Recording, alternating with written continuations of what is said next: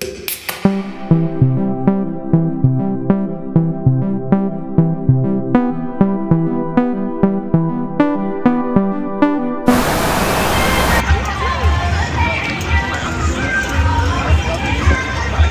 guys, wala yatang entrance. Wala yatang entrance, my love. Walang entrance. Yay! We're here in Heritage event. Australia. So may iba't ibang bansa. Welcome to Gillingham. Tignan natin guys. Hey, nice. Lakad lang tayo. Pero minsan may mga ano yan, may mga presentation. Tignan natin tong Australia. Australia. There's a kangaroo. Umaambo na. Let's go! Wear jacket. Umaambo na naman. Kailangan hanapin natin yung Philippines. Saan nakalagay yung Philippines? So nakita natin yung Croatia, Australia, Portugal sa entrance. Bangladesh, India, Palestine. Oo. Ayun, pwede ka to picture dyan na. Who wants to ano?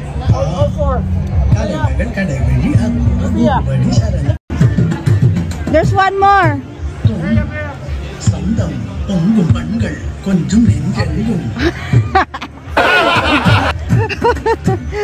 1, 2, 3. Ay, video pala. Wait lang. 1, 2, 3. One more. One more. One more.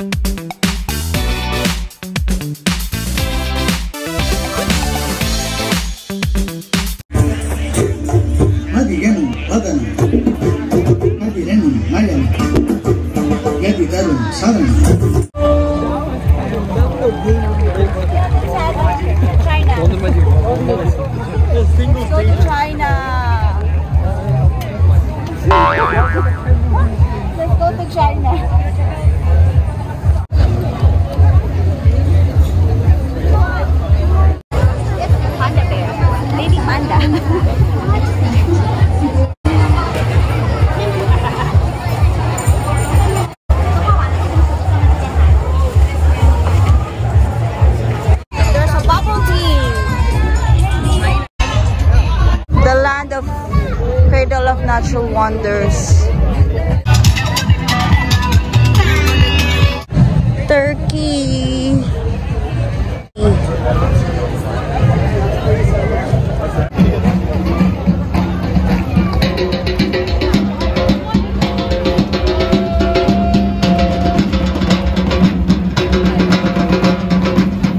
Ulit oh. Ukraine. No, where is it? But you have to wait for us. Oh, there's Philippines! Yay! Philippines. Hey, hey. There's Philippines! Let's go!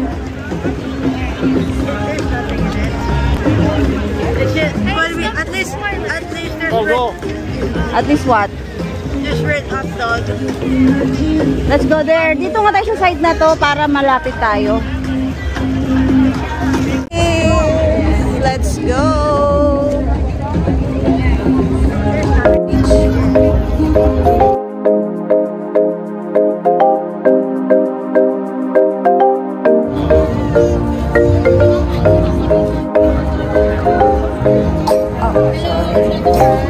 Ano po? Spicy ko yan. Ito na lang. Ay, lapit mo ko. Ha? Meron ka din sabay ko.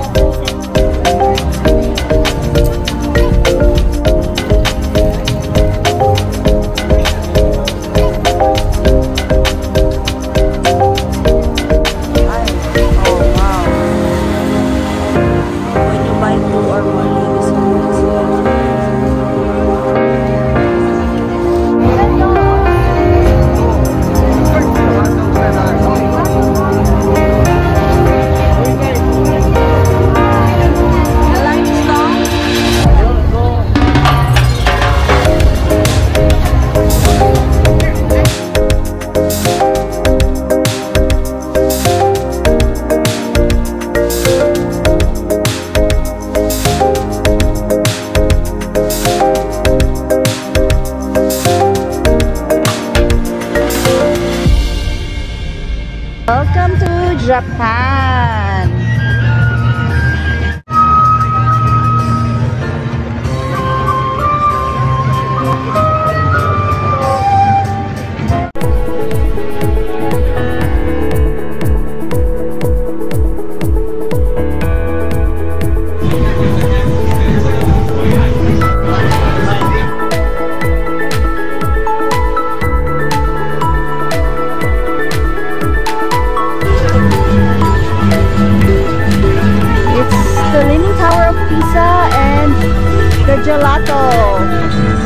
Gelato. How much? Ba't walang pila yung gelato?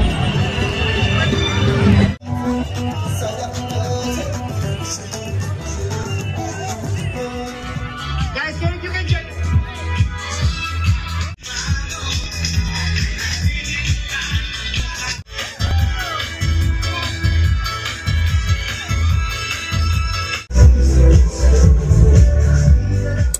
Hi guys! Welcome to Jillian Can. So, ayan, sa unang clip ay nakita nyo nga na meron mga bagahe. Konti lang naman yun guys, at mamaya sabihin ko kung para kanino or kanino yung bagahe na yon.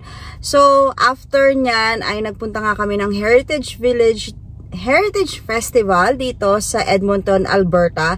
At so Heritage, ito pinapakita yung mga ibang mga booths ng mga bawat country at napakaganda, no? Kasi para ka na rin nag-tour around the world, natikman mo yung mga food nila, nakita mo yung mga sayaw nila or mga cultural dances nila. So anything that is nagpapakita ng nationalistic pride nila, if that's the right word na sasabihin ko.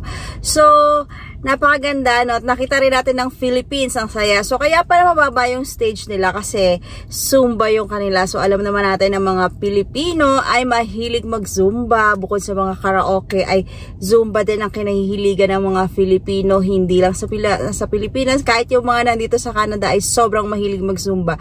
So yan, nakijoin ako dun guys. Sabi ko sana ko i-video ako, kaya lang hindi niya na-click ang video. So anyway, nag-enjoy naman kami, although sobrang init nun guys, at medyo paggabi na din pero mainit pa din, kaya umuwi na kami, napagod na yung mga kids. At dahil nga naikot din namin yung around the world ng Heritage Festival na yan, meron lang yata akong isang bansa na hindi nakita. Ano kaya yon? So comment down below guys kung nagpunta kayo doon, kung nakita nyo ba yung USA. So, wala akong makitang USA. Pero kung nakita nyo, please comment down below kung nandoon ba yung bansang yon. Anyway, so guys, kung mapapansin nyo nga, wala doon sa video, hindi namin kasama ang aking dear mother. At yung bagahe sa unang clip of this video is sa kanya po yun guys. So, yun. So, hindi namin siya nakasama nung araw na yon, at sa mga sumunod pang araw na hindi namin siya kasama ngayon dahil nga ay siya ay naglakbay. So mas malayo pala ang pinuntahan niya. So nag-travel siya on her own papunta dun sa kanyang cousin na nasa Toronto, Ontario. Yeah, sa Ontario, yan. So meron siyang cousin doon, yung uncle ko, si Tito Effer, Tita Cora, hello sa inyo. At pupunta rin siya sa pinsan ko kay Ate Eteng at kung sino pa yung mga nandoon, no? So yung tito ko ay nasa Windsor, at so yun, yung Windsor na yon ay parang tatawid lang ay US na siya. So Michigan or Detroit. So nandoon lang yun. Pero hindi siya pwede makapunta doon guys dahil wala siyang US visa. So within Canada lang siya makaka-travel ang ating mother na nasa visitor visa ngayon.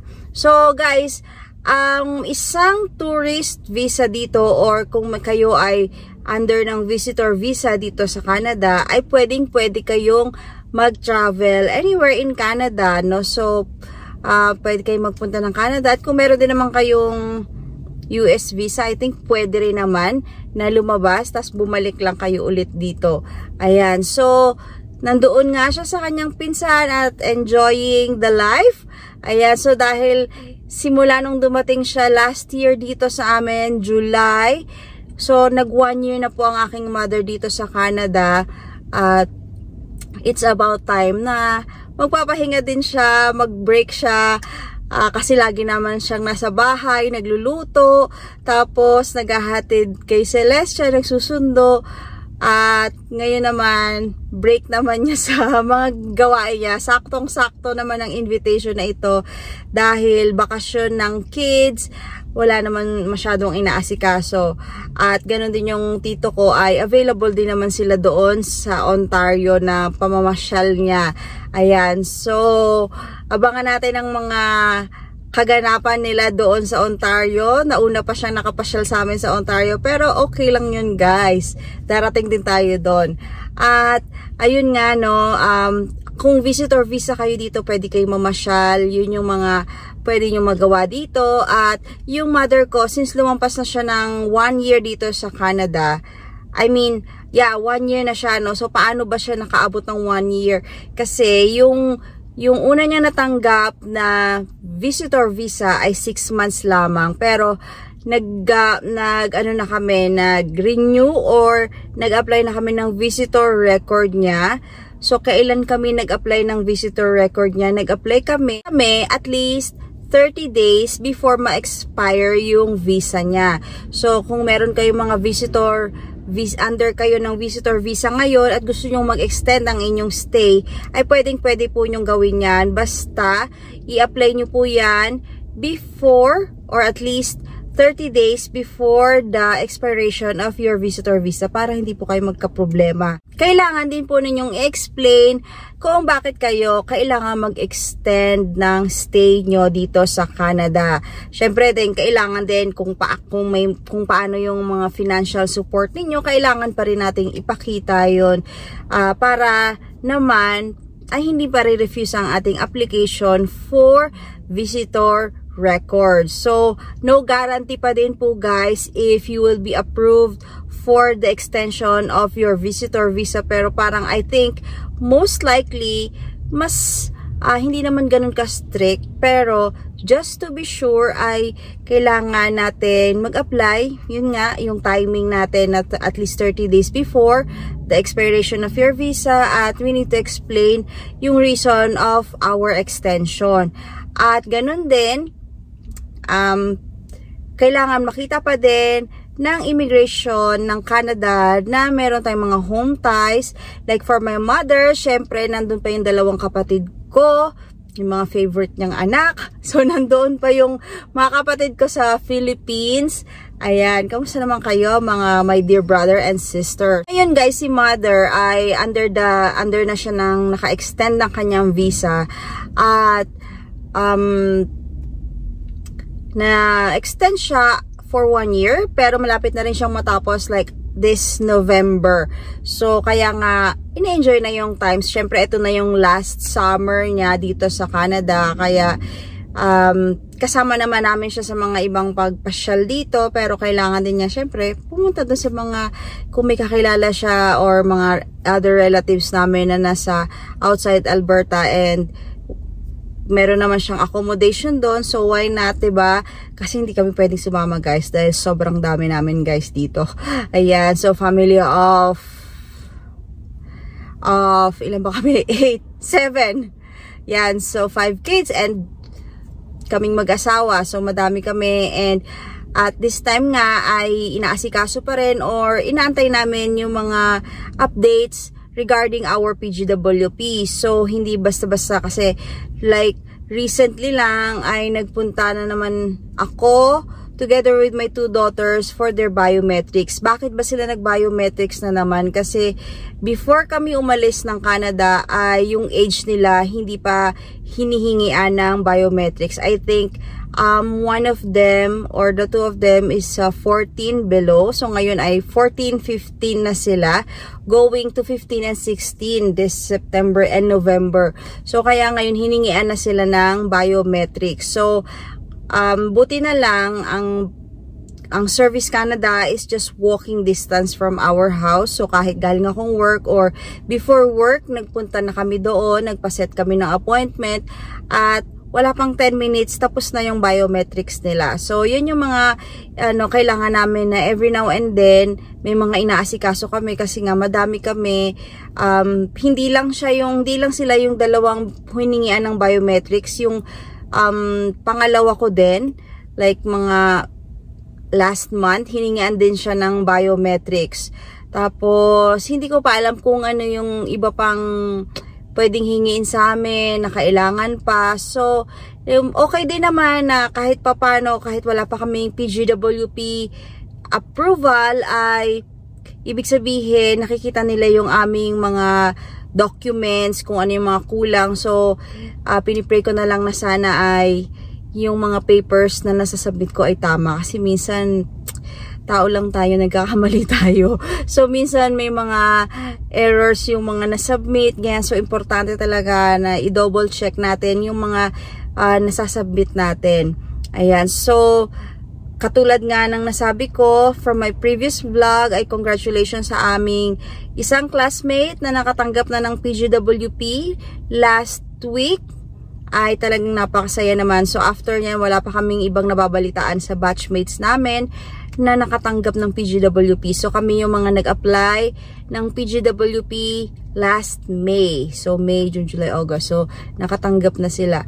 Ayun. So, sa mga nag-aabang ng PGWP, ay good luck sa atin, guys. Sana dumating na. At sa mga gustong magpunta dito sa Canada as visitor visa, you can do it as long as tama yung mga basic requirements nyo. At kung gusto nyo mag-extend, ay okay naman po yan. Kung gusto nyong mag-aral, ay check na lang natin, guys, kasi merong mga bagong rules and policies regarding that. Kung pwede bang mag-apply ang tourist to student visa dito sa Canada. I don't think so, kasi parang nagkaroon na nga ng mga changes dito sa mga policies regarding that tourist to student permit. So, kung tourist din naman po kayo, guys, ay alamin natin na make sure na alam natin na hindi po pwedeng mag-work ang mga tourist visa dito. So, kung tourist is tourist, kaya wala pong kasamang you're not allowed to work by any chance, no? So, syempre, alam naman natin, guys, na meron din mga nag-work dyan. It is not the rule of Canada na pwede talaga silang mag-work. So, anyway, it's their choice, and yun, syempre may mga consequences din naman yun, guys. So, anyway, yan, buhay naman nila yon. So, bahala na kayo. Ayan, so, yun lang naman, sinasabi ko lang yung mga alam kong policies na kailangan nating sundin. Kung hindi ka pa nakasubscribe sa channel ko, please don't forget to like and subscribe and hit the notification bell. And don't forget to comment. Comment down below kung ano yung mga naisip nyo or anything that you want to share. Kung meron pa po ako hindi nasasagot ng mga nag-comment below, so please wait lang po, sasagutan ko po yan. And maraming salamat sa nagko-comments, like, and subscribe to my channel and nag-share ng videos na ito. Thank you for watching. I'll see you in my next vlog. Bye!